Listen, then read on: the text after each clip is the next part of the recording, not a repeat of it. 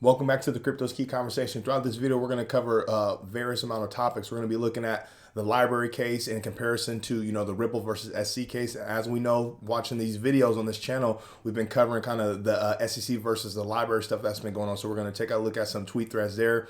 We're going to look at an update, what's going on with consensus and Joe Lubin. We're going to take a look at JP Morgan and their involvement in the crypto space.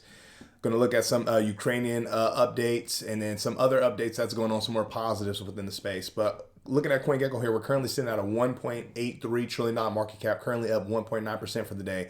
And looking at Bitcoin and Ethereum, Bitcoin sitting at 39,485, Ethereum sitting at 2,624. And as we come down the list, we really don't see, we see a decent amount of green, but nothing too crazy. Let's see if we can see the biggest gainer, the graph at 18%. So that's pretty huge. Basic attention token 11. So obviously there's some gainers there. Coming over here to the Bitcoin Fear and Greed Index. Obviously there's still a lot of fear in the markets, a lot of fear and uncertainty that's going on in the markets. And we have the Fed meeting that's taking place today and tomorrow. So we're going to hear the verdict on what their plan is to attack inflation when it comes to the interest rate hikes.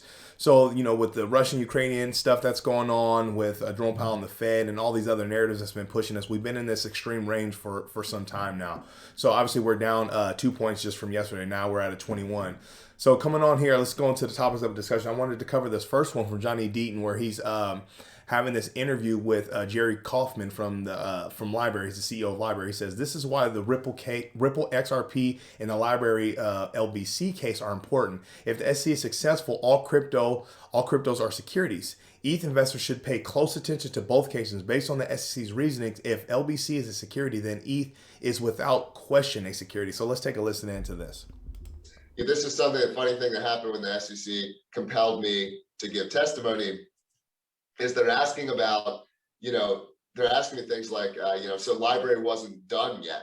And it's like, I actually asked them questions back. It's like, well, is Gmail done? Does Gmail have more people developing it now than in beta? Is Bitcoin done being developed? Is Ethereum, but obviously, I'm a fan of all this, by the way, so I'm never trying to drag these companies too hard, but Ethereum, they need to do it 2.0. So that says something about their initial version. Now, if they needed to if they have all these scaling issues, that doesn't to me say that that was a dumb technology. It's arguably has a lot of usability problems in its current iteration. Now I hope they solve all this, but that's not a technology that's done. These people have one of the things that I certainly continue to see in the interviews, that they have borderline no understanding of technology. It's like, seriously, like the amount of interaction I've had with them, they don't understand it at all. So he brought up some good points in that. The fact that he's talking about how they don't understand the technology, and that's huge. A lot of regulators and people in positions of powers and influence really don't understand what's going on. Even myself, I've been in the space since 2017, but when it comes to the technological side of things, I'm not that savvy in it. But another thing he brought up, as you can tell, when it comes to this gentleman, Jeremy Kaufman from Library, and then you look at, XRP community members that's, been voicing their opinions and posting stuff in the Twitterverse, no one wants Ethereum to fail. No one wants other projects to fail. We just want a level playing field and regulatory clarity so the space can flourish. As you can see, Jeremy Kaufman says the same thing. It's like, I love Google. I love Gmail. I love Ethereum. I don't want them to fail. I want them to be successful. But as you can tell, they've grown over time. And now ETH needs a 2.0 because they're having scalability issues. You still see the different dynamics. Then you have Joe Lubin and Vitalik Buterin saying, XRP is a crap coin, and then you have Joe Lubin kind of gloating out there, bragging about, this free pass that they got. And it's like, they're not showing any love to the rest of the crypto market. And it's like, how can you have that big of a distinction? I'm going to tell you exactly why. Because you have the free pass that's been exposed, and then you have people that's been stepped on, stomped on, spit on by this, this blindside, this scandal that's going on in the crypto space. And you still have these positive, figures that are showing love to the very people that are spitting on them. And it's just crazy to see that distinction that's going on. When, in terms, Jeremy Hogan said it the best, is we're all on the same team when it comes to the crypto space. So we all need to stand up together for what's right for this space.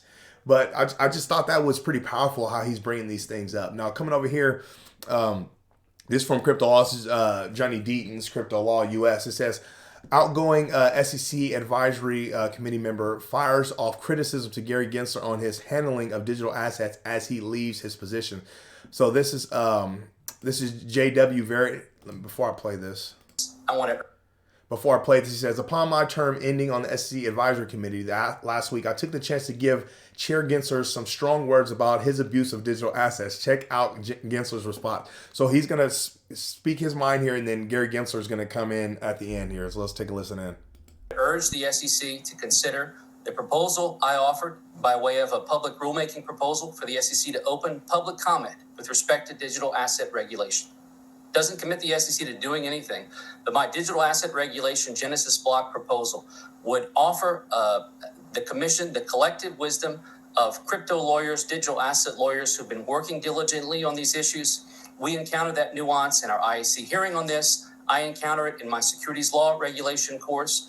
Look, on the one hand, it's ridiculous for the 33 Act to treat miners and node operators as underwriters, or to apply cookie-cutter proxy rules to the voting of governance tokens in a DeFi protocol. On the other hand, I think a lot of people in the digital asset and crypto communities would love to see standardized disclosure about tokenomics and about auditing of smart contracts in a particular project. I think the digital asset regulation Genesis block proposal can help the SEC to achieve that and ultimately help digital asset owners like me rather than threaten the value of their interests with over-application of the Howey test. And so I hope that my proposal would get sincere consideration. Thank you again. I will miss all of you. I will still heckle the IEC from the sidelines. Just kidding, but I will be here. I will be writing in some comment letters, and I won't be far. So I hope you will all stay close and stay in touch.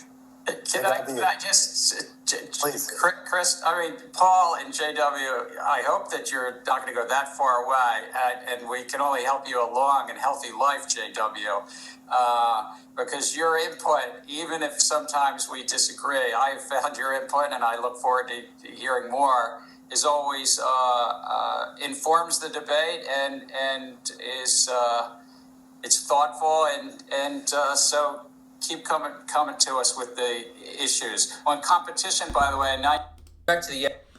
So as you can see, Chair Gensler saving face, kind of pretty much that whole roundabout, I value your opinion, even though we disagree. It's like, okay, are you even reading?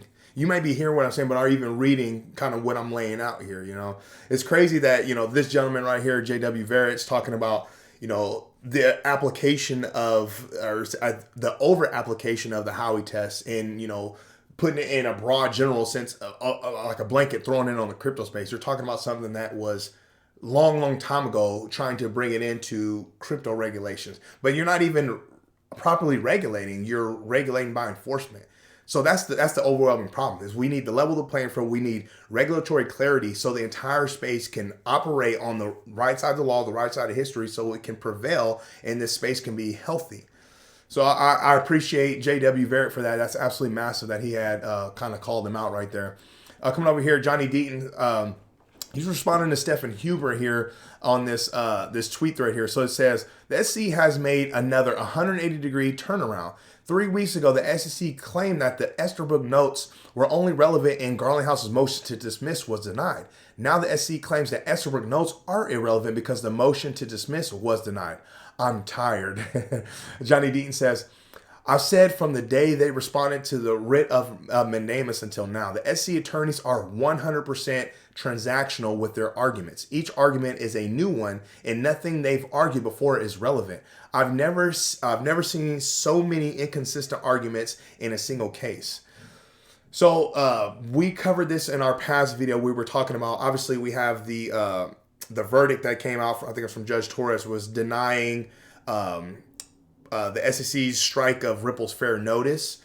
And they were talking about the next big thing in the case is going to be, whether Ripple influences the price of XRP. And obviously the SEC had hired this doctor, I forgot his name, but it's an economic guy, and trying to piece together why they feel, in their view, based on the statistics this gentleman brings out, why Ripple influences the price of XRP. That's kind of like the next big thing. So that's how they're talking about. It's like everything's transactional. It's like, okay, we're going to pay you a lot of money to come up with some sort of conclusion to fit our narrative.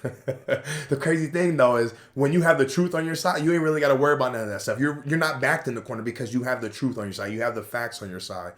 So I'm going to continue on here because we're talking about, the library case versus SC, and we're talking about the Ripple case and XRP case versus the SEC.